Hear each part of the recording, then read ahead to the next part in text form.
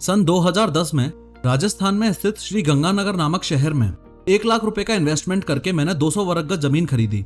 आज उस जमीन की कीमत 5 लाख रुपए है, लेकिन 2010 में यही 1 लाख रुपए मैंने उस जमीन में इन्वेस्ट ना करके अगर बिटकॉइन में इन्वेस्ट किए होते तो आप अंदाजा भी नहीं लगा सकते कि आज उस 1 लाख रुपए की कीमत कितनी होती, 10,000 करोड़ रुपए।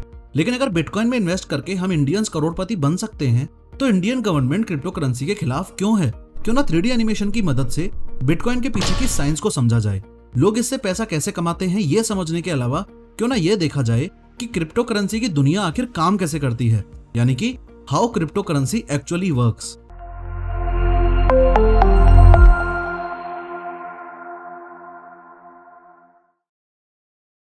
This video is sponsored by master 3D with professor. इस best rated 3D animation course के बारे में इस वीडियो में आगे बात करेंगे। सबसे पहले तो ये समझो कि मनी इक्वल्स टू वैल्यू।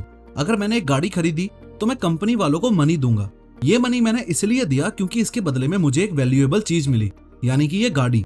इसका यूज करके मैं पॉइंट ए से पॉइंट बी का सफर ज्यादा तेजी से और ज्यादा कंफर्ट के साथ कवर कर सकता हूँ। इन शॉर्ट, हम दुनिया में किसी को भी मनी सिर्फ और सिर्फ तब देते हैं जब बदले में हमें कोई वैल्यू मिले। लेकिन आज से करीबन 8,000 साल पहले मनी जैसा कुछ था ही नहीं।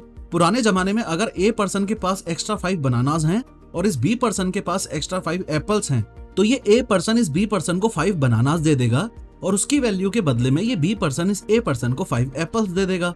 तो इस केस में मनी की जगह ऑब्जेक्ट्स का लेन देन हुआ। इसी सिस्टम को बार्टर सिस्टम बोला जाता है। लेकिन इस बार्टर सिस्टम का बहुत बड़ा ड्रॉबैक था। एक बार फिर से सपोज करो कि लेन देन करने के लिए इस ए पर्सन के पास एक बिल्ली है और इस बी पर्सन के पास एक गधा है।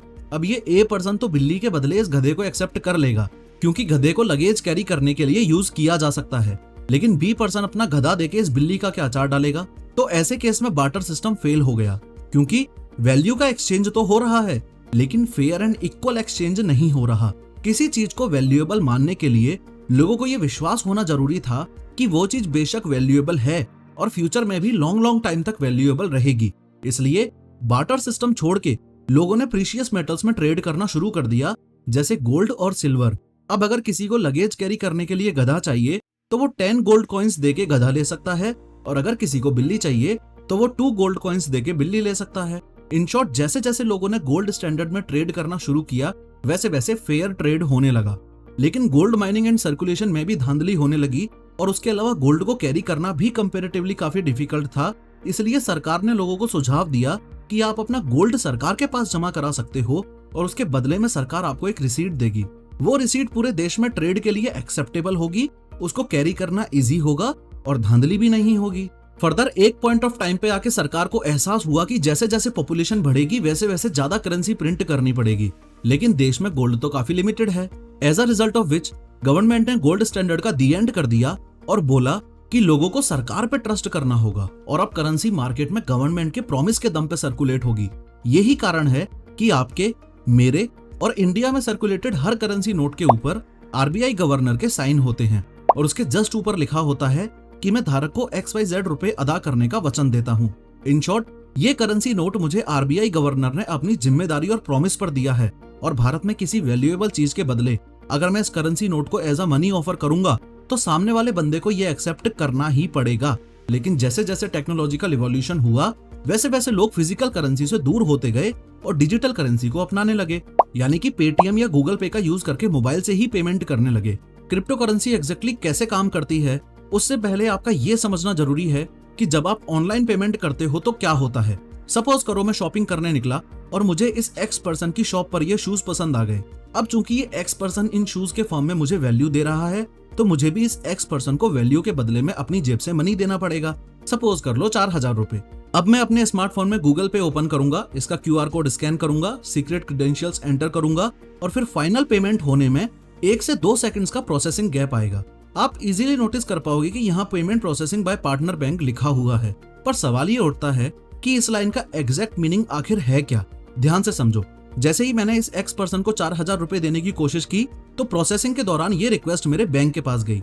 फर्दर ये बैंक चेक करेगा कि पे करने के लिए मेरे अकाउंट में 4,000 रुपए हैं भी या नहीं। अगर अप्रोप्रिएट बैलेंस हुआ तो ट्रांजैक्शन सक्सेसफुल हो जाएगा और ये बैंक अपने लेजर में नोट कर लेगा कि मेरे अकाउंट में अब 4,000 रुपए कम हैं और एक्स पर्सन के अकाउंट में अब 4,000 रुपए ज्यादा हैं। ये लेजर और कुछ नहीं बस बैंक के मेन कंप्यूटर में स्टोर्ड एक शीट है जिसमें बैंक के कस्टमर्स का ट्रांजैक्शन डेटा यानी कि लेन देन नोट किया जाता है। फिजिकल करेंसी और डिजिटल करेंसी की दुनिया में यही सबसे बड़ा फर्क है। अगर आपके पास एक करेंसी नोट है तो आप उसे टच कर सकते हो, फील कर सकते हो, सूंघ सकते हो, सफाई करने के लिए इस्तेमाल कर सकते हो, एक्सेट्रा। लेकिन डिजिटल पेमेंट्स करने पर आपको ये एहसास होता है कि टेक्निकली देखा जाए तो मनी और कुछ नहीं, बस इस लेजर में एक एंट्री है। मैंने जब इस एक्स पर्सन को 4,000 रुपए गूगल पे किए तो मुझे इस लेजर को मेंटेन करने वाली अथॉरिटी पर भरोसा है, यानी कि इस बैंक पर पूरा भरोसा है कि ये बैंक मेरे अकाउंट से 4,000 ही माइनस करेगा, उससे ज्यादा 5,000 या 6,000 माइनस नहीं कर देगा। ऐसे ही इस एक्स पर्सन को भी इस बैंक पर पूरा भरोसा है कि ये बैंक इसके अकाउंट में पूरे के पूरे 4,000 ही प्लस करेगा, उससे कम 3,000 या 2,000 प्लस नहीं कर देगा। लेकिन सिर्फ भरोसे से काम नहीं चलता। ताकि ये बैंक्स लोगों के साथ फ्रॉड ना कर सकें, इसलिए इन बैंक्स को कंट्रोल करने के लिए ये एक सेंट्रल बैंक है, that is reserve bank of India या आरबीआई कह लो। और इस आरबीआई को कंट्रोल करती है ministry of finance, government of India. In short, overall देखा जाए तो हमारा करंट फाइनेंशियल सिस्टम सेंट्रलाइज्ड है, यानी कि इन सेंट्रल अथॉरिटीज को हमने अपने पैसे का 100% कंट्रोल दे रखा है। As a result of which हमने इन सेंट्रल अथॉरिटीज को इतनी ज्यादा पावर दे रखी है कि इनकी मर्जी पड़ी तो 500 और 1000 के करेंसी नोट्स एक चुटकी में बंद कर दिए, इनकी मर्जी पड़ी तो अनलिमिटेड करेंसी प्रिंट करके मार्केट में इन्फ्लेशन कर दिया, इनकी मर्जी पड़ी तो हमारा ही पैसा नीरव मोदी और विजय माल्या जैसे भगोड़ों में लुटा दिया। इनफैक्ट इन सेंट्रल अथॉरिटीज के मिसमैनेजमेंट की वजह से ऐसी सिचुएशन तक आ जाती है कि खुद की मेहनत की कमाई जो आम इंसान पूरा भरोसा करके इन बैंकों में जमा कराता है, वो जरूरत पड़ने पे खुद ही इन बैंकों से अपना पैसा नहीं निकाल पाता। इस सेंट्रलाइजेशन की प्रॉब्लम से आम जनता को बचाने के लिए 2008 में सतोशी नाकामोटो ने एक पेपर पब्लिश किया। उस पेपर का टाइटल था bitcoin, a peer to peer electronic cash system. Satoshi Nakamoto ने अपनी आइडेंटिटी रिवील नहीं की थी। ये सतोशी नाकामोटो है कौन, दुनिया में किसी को नहीं पता। ये एक इंडिविजुअल कंप्यूटर प्रोग्रामर भी हो सकता है और ग्रुप ऑफ प्रोग्रामर्स भी हो सकता है। इस पेपर में सतोशी नाकामोटो ने डिटेल में बताया कि आखिर कैसे क्रिप्टो करेंसी का यूज करके हम इन सेंट्रल अथॉरिटीज को कंप्लीटली रिमूव कर सकते हैं और अपने फाइनेंशियल सिस्टम को डिसेंट्रलाइज्ड बना के लोगों को ही उनके खुद के पैसे का डायरेक्ट कंट्रोल दे सकते हैं। जो लोग आज भी बिटकॉइन और क्रिप्टो करेंसी में कंफ्यूज हो जाते हैं, उनको बता दूं कि फिलहाल मार्केट में 10,000 से भी ज्यादा क्रिप्टो करेंसी सर्कुलेशन में हैं। लेकिन इस वीडियो में हम सिर्फ बिटकॉइन की साइंस को समझेंगे। बिटकॉइन एक टाइप की क्रिप्टो करेंसी है जो कि दुनिया में मोस्ट फेमस और सबसे पुरानी क्रिप्टो करेंसी है। ऐसे ही एथेरियम भी एक टाइप की क्रिप्टो करेंसी है, ऐसे ही डोजकॉइन भी, ऐसे ही बाइनेंस भी, ऐसे ही टेथर भी, and the list goes on. Bitcoin के वर्किंग मैकेनिज्म को समझने के लिए एक बार फिर हम अपने शूज वाले एग्जांपल पर चलते हैं। इस वीडियो को पब्लिश करते वक्त बिटकॉइन की वैल्यू 40 लाख रुपए से भी ज्यादा है, लेकिन कुछ देर के लिए सपोज कर लेते हैं कि एक बिटकॉइन की वैल्यू इन शूज के बराबर है, यानी कि 4,000 रुपए, जो कि साल 2013 में थी। आगे ध्यान से समझना। इस एक्स पर्सन ने मुझे शूज दिए और उसके बदले में मैं अपने मोबाइल से इसके मोबाइल में एक बिटकॉइन ट्रांसफर कर दूंगा। अब शूज के लिए किए गए इस ट्रांजैक्शन को किसी न किसी लेजर में नोट तो करना पड़ेगा ना। अपने फाइनेंशियल सिस्टम को डिसेंट्रलाइज बनाने के लिए जोश जोश में हमने सेंट्रल अथॉरिटी को यानी कि इस बैंक को बीच में से रिमूव तो कर दिया, लेकिन अभी भी सबसे बड़ा सवाल ये है कि इस लेजर को आखिर मेंटेन करेगा कौन। याद है कुछ देर पहले मैंने आपको बताया था कि सतोशी नाकामोटो ने 2008 में बिटकॉइन का पेपर पब्लिश किया था। उस पेपर का टाइटल अगर आपको फिर से दिखाऊं तो यहाँ लिखा हुआ है peer to peer electronic cash system. Peer to peer का मतलब ये हुआ कि अब इस लेजर को कोई भी सेंट्रल अथॉरिटी मेंटेन नहीं करेगी, बल्कि हर वो इंसान जो बिटकॉइन का लेन देन कर रहा है, जो बिटकॉइन नेटवर्क का हिस्सा है, वो इस लेजर को मेंटेन करेगा। सपोज कर लो मेरे और इस एक्स पर्सन के अलावा ये ए, बी, सी, डी, ई यानी कि टोटल 5 लोग और हैं जो बिटकॉइन नेटवर्क का पार्ट हैं। तो ये लेजर जिसमें लिखा हुआ है कि Kishore paid 1 bitcoin to x, इस लेजर की कॉपी हर किसी को दे दी जाएगी और हर कोई इस लेजर को मेंटेन करेगा। इन शॉर्ट, जब तक ये लेजर बैंक के द्वारा मेंटेन किया जाता था और सिर्फ उसके मेन कंप्यूटर में ही था, तब तक ये प्राइवेट लेजर था। लेकिन अब चूंकि हर किसी के पास इस लेजर की कॉपी है, तो ये पब्लिक लेजर बन चुका है। फर्दर नेक्स्ट टाइम जब मैं इस एक्स पर्सन से 40,000 रुपए की टीवी खरीदूंगा तो मैं अपने लेजर में नोट कर लूंगा कि Kishore paid 10 bitcoins to X. ऐसे ही एक्स पर्सन भी वेरीफाई करके अपने लेजर में नोट कर लेगा कि Kishore paid 10 bitcoins to X. Similarly ये A, B, C, D, E people भी वेरीफाई करके अपने अपने लेजर्स में नोट कर लेंगे कि Kishore paid 10 bitcoins to X. लेकिन थोड़ा भी दिमाग लगा के सोचा जाए तो यहाँ बहुत सारी प्रॉब्लम्स आ रही हैं। पहली प्रॉब्लम ये कि वेरीफाई करके लेजर में एंट्री करने के लिए in the very first place इस एक्स पर्सन को और इन ABCDE लोगों को ये पता कैसे चलेगा कि मेरे पास शूज खरीदने के लिए 1 बिटकॉइन और टीवी खरीदने के लिए 10 बिटकॉइंस हैं भी या नहीं। दूसरी प्रॉब्लम ये कि इस बात की क्या गारंटी है कि ये ABCDE लोग जो बिटकॉइन नेटवर्क का हिस्सा हैं, ये अपने अपने लेजर्स में करेक्ट एंट्री ही करेंगे। तीसरी और सबसे बड़ी प्रॉब्लम ये कि इस एक्स पर्सन को इस लेजर से छेड़छाड़ करने से कौन रोकेगा। दैट इज, इस एक्स पर्सन की मर्जी होगी तो ये लेजर में एंट्री कर देगा कि किशोर विल पे 100 बिटकॉइंस टू एक्स। ऐसे ही सी भी अपने लेजर में लिख देगा कि किशोर will pay 200 bitcoins to X. In short, जब फाइनेंशियल सिस्टम सेंट्रलाइज्ड था तब भी ट्रस्ट पे चल रहा था। हम इस बैंक पे ट्रस्ट कर रहे थे कि ये बैंक हमारे लेजर को एक्यूरेटली मेंटेन करेगा, और डिसेंट्रलाइज करने के बाद भी अब लोगों पे ट्रस्ट कर रहे हैं कि ये लोग हमारे लेजर को एक्यूरेटली मेंटेन करेंगे। लेकिन सतोशी नाकामोटो का मकसद कुछ और ही था। इस ब्लाइंड ट्रस्ट वाले सिस्टम से बचने के लिए उस पेपर में सतोशी नाकामोटो ने ट्रस्टलेस डिसेंट्रलाइज्ड फाइनेंशियल सिस्टम का आइडिया दिया, और इस आइडिया को एग्जीक्यूट करने के लिए ब्लॉकचेन टेक्नोलॉजी का प्रैक्टिकल यूज बताया। याद रखना, ये ब्लॉकचेन वर्ड इस वीडियो का मोस्ट इंपोर्टेंट वर्ड है। In fact blockchain technology extremely revolutionary है, और आने वाले 10 से 20 सालों में ये ब्लॉकचेन टेक्नोलॉजी पूरी की पूरी टेक दुनिया को बदल के रख देगी। बिटकॉइन ट्रांजैक्शन में ब्लॉकचेन टेक्नोलॉजी का यूज कैसे किया जाता है, इस बात को समझने के लिए एक बार फिर अपने शूज वाले एग्जांपल पर चलते हैं। इस एक्स पर्सन से मैंने शूज परचेज किए और उसके बदले में मैं इसको 1 बिटकॉइन ट्रांसफर करूंगा। ये जो 1 बिटकॉइन का ट्रांजैक्शन हुआ उसको मैं अपने लेजर में नोट करूंगा, और इस बार इस लेजर को ओपनली डिस्ट्रीब्यूट करने की जगह मैं एक ऑनलाइन ब्लॉक में स्टोर करूंगा। ब्लॉकचेन टेक्नोलॉजी में यूज होने वाला ये ब्लॉक टोटल 3 सेक्शन से मिलकर बनता है। पहले सेक्शन में स्टोर होता है ट्रांजैक्शन डेटा, यानी कि ये लेजर। दूसरे सेक्शन में स्टोर होता है हैश। हैश और कुछ नहीं, बस एक टाइप का फिंगरप्रिंट ही है। जैसे हर इंसान का यूनिक फिंगरप्रिंट होता है, वैसे ही हर ब्लॉक का एक यूनिक फिंगरप्रिंट होता है जिसे हैश बोला जाता है। जैसे ही ये लेजर या डेटा इस ब्लॉक में ऐड हुआ, वैसे ही ये हैश ऑटोमेटिकली जनरेट हो गया। तीसरे सेक्शन में स्टोर होगा हैश ऑफ प्रीवियस ब्लॉक। इसके बारे में आगे बात करेंगे। मैंने शूज के बदले इस एक्स पर्सन को 1 बिटकॉइन दिया। इस ट्रांजैक्शन की इस लेजर में एंट्री करके मैंने ये लेजर इस ब्लॉक में सेव तो कर दिया, लेकिन इस बात की क्या गारंटी है कि शूज के बदले एक्स पर्सन को देने के लिए मेरे पास 1 बिटकॉइन था ही? क्या पता नहीं भी हो। तो मेरे पास 1 बिटकॉइन है या नहीं, ये पता लगाने का सिर्फ और सिर्फ एक तरीका है। वो तरीका ये कि टोटल बैलेंस पता लगाने के लिए पास्ट में किए गए मेरे द्वारा सभी बिटकॉइन ट्रांजैक्शंस चेक करने पड़ेंगे, या फिर यूं कह लो कि सभी ब्लॉक्स चेक करने पड़ेंगे। आप साफ साफ देख पा रहे होंगे कि ब्लॉक्स की चेन बन रही है। यही रीजन है कि बिटकॉइन में ब्लॉकचेन टेक्नोलॉजी यूज होती है। ऐसे ही केस में जब इस ब्लॉक को वैलिडेट करना हो, यानी कि चेक करना हो, तब ये बिटकॉइन माइनर्स काम आते हैं। जैसे गोल्ड लिमिटेड अमाउंट में है और उसे अर्थ से ढूंढ निकालने के लिए माइनिंग करनी पड़ती है, सिमिलरली बिटकॉइन भी लिमिटेड अमाउंट में है और उन्हें जनरेट करने के लिए बिटकॉइन माइनिंग करनी पड़ती है। बिटकॉइन के वर्किंग मैकेनिज्म के हिसाब से मेरे शूज के ट्रांजैक्शन वाले इस ब्लॉक को वैलिडेट करने का सिर्फ और सिर्फ एक तरीका है, कुछ एक्सट्रीमली कॉम्प्लेक्स मैथमेटिकल पजल्स को सॉल्व करना। Important point two note here is, ये पजल माइनर्स मैनुअली खुद सॉल्व नहीं करते, बल्कि अपने अपने एक्सट्रीमली पावरफुल कंप्यूटर्स का यूज करते हैं पजल सॉल्व करने के लिए। इतनी कंप्यूटिंग पावर यूज होगी तो इलेक्ट्रिसिटी बिल बहुत ज्यादा आएगा और मशीन की वैल्यू भी ओवर टाइम कम होती जाएगी। इसलिए इन बिटकॉइन माइनर्स को ब्लॉक्स वैलिडेट करने के बदले में इनाम के रूप में कुछ बिटकॉइंस दे दिए जाते हैं।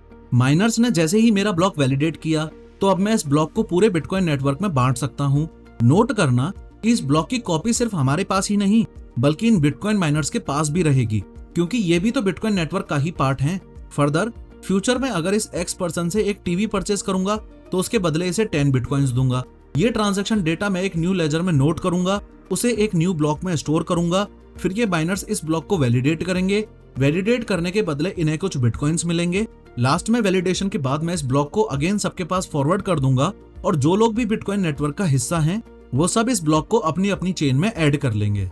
ऐसे ही अगर डी ने ई को 4 बिटकॉइन भेजे तो डी इस ट्रांजैक्शन डेटा को न्यू लेजर में नोट करेगा, उसे एक न्यू ब्लॉक में स्टोर करेगा, फिर ये माइनर्स उस ब्लॉक को वैलिडेट करेंगे, फिर लास्ट में हम सब उस ब्लॉक को एक्सेप्ट करके अपनी अपनी चेन में ऐड कर लेंगे, और ये साइकिल कुछ इस तरीके से चलती जाएगी चलती जाएगी चलती जाएगी।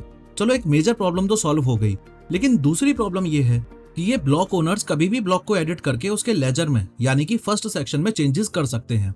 फॉर एग्जाम्पल, सपोज करो ये सी एक हैकर या चोर टाइप का इंसान है। अब बिटकॉइन नेटवर्क का हिस्सा होने के नाते इसके पास पूरा हक है कि ये ब्लॉक को ओपन करके लेजर में चेंजेस कर सकता है। सपोज करो इस टीवी वाले ब्लॉक में ये चेंज करके लिख देता है कि किशोर will pay 200 bitcoins to C. In short ये ब्लॉक के साथ छेड़छाड़ कर रहा है, इंग्लिश में बोलूं तो ब्लॉक को टेम्पर कर रहा है। ऐसे ही हर कोई अपने अपने फायदे के लिए ब्लॉक्स को टेम्पर करने लगा तो पूरा का पूरा बिटकॉइन नेटवर्क ही बेकार हो जाएगा। लेकिन गुड न्यूज ये है कि इस ब्लॉक की हैशिंग प्रॉपर्टीज की वजह से इस ब्लॉक को टेम्पर करना पॉसिबल है ही नहीं। याद है मैंने आपको बताया था कि ब्लॉक टोटल 3 सेक्शन से मिलकर बनता है। सबसे पहले सेक्शन में ट्रांजैक्शन डेटा स्टोर होगा, दूसरे सेक्शन में इस ब्लॉक का हैश स्टोर होगा जो कि ऑटोमेटिकली जनरेट होता है और हर एक ब्लॉक का अपना अपना यूनिक होता है। तीसरे सेक्शन में इससे पिछले वाले ब्लॉक का हैश स्टोर होगा। हैशिंग प्रॉपर्टीज का मतलब है कि ये जो सेकंड वाले सेक्शन में हैश की वैल्यू है ये फर्स्ट सेक्शन और थर्ड सेक्शन पे ही डिपेंड करती है। अगर किसी ने कहीं ब्लॉक के साथ छेड़छाड़ करने की कोशिश की तो हैश कंप्लीटली चेंज हो जाएगा। और गुड न्यूज ये है कि क्रिप्टोग्राफी की वजह से ये प्रेडिक्ट कर पाना पॉसिबल है ही नहीं कि चेंजेस करने के बाद न्यू हैश कौन सा होगा। बिटकॉइन जो कि एक डिजिटल करेंसी है, उसमें प्राइवेसी और सिक्योरिटी मेंटेन करने के लिए इस क्रिप्टोग्राफी टेक्निक का यूज होता है, इसलिए इसे क्रिप्टो करेंसी भी बोल दिया जाता है। अब जैसे ही सी पर्सन ने इस टीवी वाले ब्लॉक का डेटा चेंज करके किशोर विल पे 200 बिटकॉइंस टू सी लिखा, वैसे ही हैश चेंज हो गया। अब चूंकि इस चेन के नेक्स्ट ब्लॉक के थर्ड सेक्शन में टीवी वाले ब्लॉक का हैश था तो वो भी चेंज हो गया, उससे इस ब्लॉक का हैश चेंज हो गया। ऐसे ही नेक्स्ट ब्लॉक के थर्ड सेक्शन में पिछले ब्लॉक का हैश था तो वो चेंज हुआ तो इस ब्लॉक का हैश भी चेंज हो गया। इन शॉर्ट सी पर्सन की ब्लॉकचेन में इस शूज वाले ब्लॉक के बाद के सभी ब्लॉक्स इनवैलिड हो गए, इसकी पूरी की पूरी चेन ही इनवैलिड हो गई। लेकिन बिटकॉइन सिस्टम को ये पता कैसे चलेगा कि सी पर्सन की चेन गलत है और बाकी सबकी चेन सही है? तो सुनो, बिटकॉइन ऐसे केस में मेजोरिटी को अकाउंटेबल मान के चलता है। यहाँ पे मेजोरिटी ऑफ ब्लॉकचेन्स सिमिलर हैं, लेकिन चूंकि सिर्फ सी पर्सन की ब्लॉकचेन ही डिफरेंट है, इसलिए बिटकॉइन नेटवर्क इस सी पर्सन की ब्लॉकचेन को टेम्पर्ड मान के इग्नोर कर देगा। और सी के अलावा ये जो रिमेनिंग बंदे हैं, इन अदर वर्ड्स ये जो रिमेनिंग नोड्स हैं, इनके साथ बिटकॉइन के आगे वाले ट्रांजैक्शन वैसे ही होते रहेंगे जैसे हो रहे थे। गवर्नमेंट क्रिप्टो करेंसी को बैन क्यों करना चाहती है, ये बात बताने से पहले इस बात को समझो कि बिटकॉइन में आपको वही पैसा इन्वेस्ट करना चाहिए जो आप लूज करने के लिए तैयार हो। और ऐसा इसलिए बोला जाता है क्योंकि बिटकॉइन मार्केट काफी ज्यादा रिस्की और वॉलेटाइल है। लेकिन गुड न्यूज ये है कि 3D इंडस्ट्री का मार्केट ना ही रिस्की है और ना ही वॉलेटाइल। अपनी 3D स्किल्स में अगर आप कुछ रुपए इन्वेस्ट करोगे तो करियर सिक्योर होना तय है। जिस क्लैरिटी के साथ मैंने आपको ये बिटकॉइन का कॉन्सेप्ट समझाया, उससे भी ज्यादा क्लैरिटी के साथ मैंने 3D सिखाने के लिए एक ट्रेनिंग प्रोग्राम लॉन्च किया है। अगर ये सीखना चाहते हो कि ये 3D एनिमेटेड वीडियोस आखिर बनती कैसे हैं, तो अभी की अभी स्क्रीन पे दिखाए गए व्हाट्सएप नंबर पे मैसेज करके master 3D with professor premium training programme में अपनी सीट बुक करो। याद है मैंने आपको बताया था कि क्रिप्टो करेंसी का सबसे पहला टारगेट है अपने फाइनेंशियल सिस्टम को डिसेंट्रलाइज करना। अगर और इजी लैंग्वेज में बोलूं तो जो बैंक्स, RBI और गवर्नमेंट हमारे फाइनेंशियल सिस्टम को कंट्रोल करती हैं, इन सेंट्रल अथॉरिटीज को रिमूव करना। एक तो ये रीजन है कि गवर्नमेंट क्रिप्टो के खिलाफ है, दूसरा और इम्पोर्टेंट रीजन ये है कि क्रिप्टो को रेगुलेट करने वाला कोई नहीं है। अगर पैसे के लेन देन को देखने वाला कोई होगा ही नहीं तो भारत में बैठे बैठे हमला करवाने के लिए आतंकवादियों को कोई भी बिटकॉइन भेज सकता है, ड्रग्स के लिए कोई भी बिटकॉइन में पे कर सकता है, और इतने सारे इलीगल काम करने के बाद भी एक्यूज्ड पकड़ा ही नहीं जाएगा क्योंकि बिटकॉइन ट्रांजैक्शन करते वक्त आपकी प्राइवेसी भी तो मेंटेन करके रखता है ना। ये ही दी मोस्ट इंपोर्टेंट रीजन है कि सरकार क्रिप्टो करेंसी को बैन क्यों करना चाहती है। Thank you for watching. और हाँ, वो श्रीगंगानगर वाली जमीन बिकाऊ है, किसी को परचेज करनी हो तो इंस्टा पे मैसेज कर देना। प्लस ब्लॉकचेन टेक्नोलॉजी और बिटकॉइन माइनिंग पर डेडिकेटेड 3D एनिमेटेड वीडियो चाहिए तो कमेंट में जरूर बताना।